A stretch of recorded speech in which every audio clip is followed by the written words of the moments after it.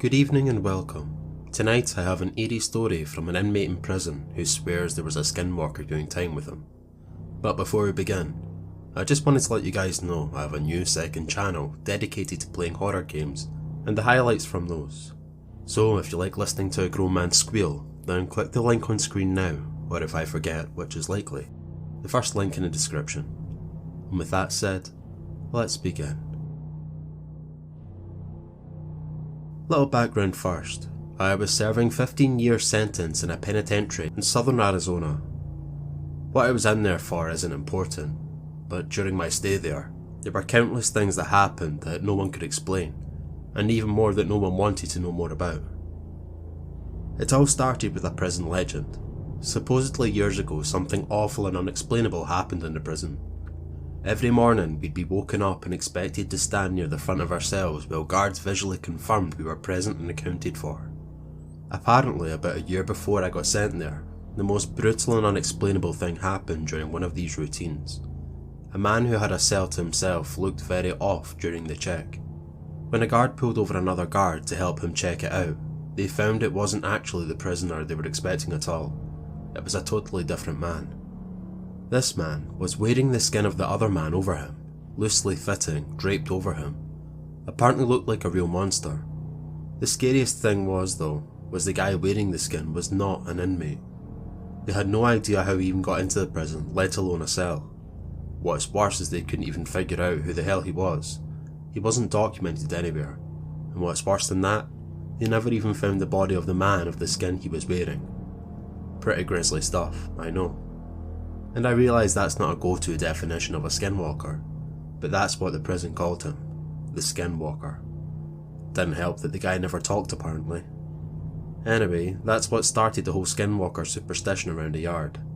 Apparently, the guy got shipped to a different spot about a month after it happened, and just about everyone in Gen Pop felt all the better for it.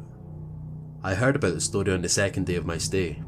Hell of a story to hear, to place in your home for the foreseeable future. Now on to the real shit though.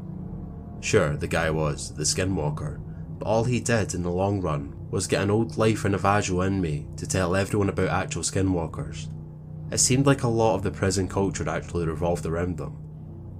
Now apparently, Skinwalkers are tricky to point out on the spot, but if you manage to survive around one for more than a minute or two, almost everyone can tell their mannerisms are all off. They can mimic human speech but not replicate it. They twitch manically.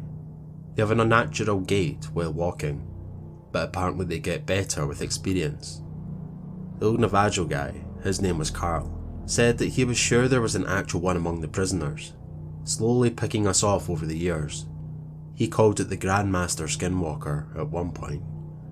Apparently thought it had a human mannerisms down so well that you might not even be able to tell if you were cellmate for a day or two. It had to be good, he posited one night. He wouldn't expect a Skinwalker to jump at any opportunity for a kill, but this one realised it had a revolving door of people to kill, and masterfully bided its time as Carol thought for years. A lot of the guys found humour in it, a lot were really on edge about it. Every once in a while in prison people snap. Sometimes you'll find your cellmate swinging in front of your bunk, strung up around the neck by his pant leg. Sometimes you just can't take it anymore. But in our yard people tended to snap in a very special way.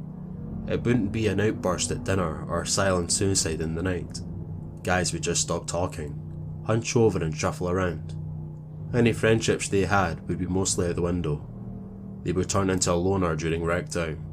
They would let their hair hang in front of their faces. No one liked to talk about it, like if they did, it would happen to them next. I felt the same way. I didn't know if it was a Skinwalker or just people going crazy, but I didn't want to find out. It wasn't clockwork or anything, but every time someone snapped in this way, it wasn't more than a couple of weeks before they were shipped off or transferred to God knows where without anyone else knowing beforehand. Then there was the nighttime occurrences. Short, loud bursts of sound echoed through my cell block during all hours of the night on a regular basis. It sounded like a mix between a pig's dying squeals and nails on a chalkboard. Just another thing that no one talked about. Even scarier was the shadows and footsteps. The block was dimly illuminated in the night by a few lights hanging from the ceiling outside the cells. I myself saw shadows flit across my walls on a regular occasion, when there were definitely no guards near my cell. One time near the end of my sentence, I woke up, looked at my back wall and made a perfect silhouette of a person standing there, but when I looked, my bunkmate was asleep and no one was outside my cell. And the footsteps. Everyone hated the fucking footsteps. They were the scariest part. In the night, sometimes more rarely than the shadows, you would hear ungodly fast footsteps. They sounded like wet feet slapping on tile floor. Whatever caused them would fly from one end of the block to the other in a dead sprint. Whatever it was inhumanely fast. If you happened to be awake before it started, by the time you heard the footsteps on one side of your cell and whipped your head around to see the thing run by, it sounded like it was 3 cells past you. Everyone hated the footsteps. I agreed, I thought they were the worst. I was released from that place about 9 months ago, and I have more stories than I can count. I swear it was nearly my turn. About a week before I was discharged, my cellmate and a good friend of mine snapped in the same kind of way. I didn't sleep for an entire week. Well, I did sleep of course, but never for more than a few minutes at a time. Never turned my back on the guy. The scariest thing? I woke up one night to him somehow snaking his body through the bars of our cell. For reference, I couldn't get anything past my shoulder through them. The worst part though? He was coming back into our cell. On the day of my release I didn't say a word to him, just left. He seemed fine with it, so was I. I had made it through 15 years of prison fights, gang disputes, and for all I know, Skinwalker abductions. I left through the front gates a free man. As I walked along the fence for the rec yard, I spotted my cellmate, standing off on his own, like he had for the last week or so. I shook my head, not even really sure if it was him anymore. I took one last look over the yard, this time from the other side of the fence. I wish I hadn't. There, standing off on his own, on the other side of the yard was Carl, slouched over, eyeing the other inmates and twitching manically. Thank you all for listening. If you enjoyed, maybe check out a similar style video on screen right now, and with that said, I'll catch you all in the next one. Thank you.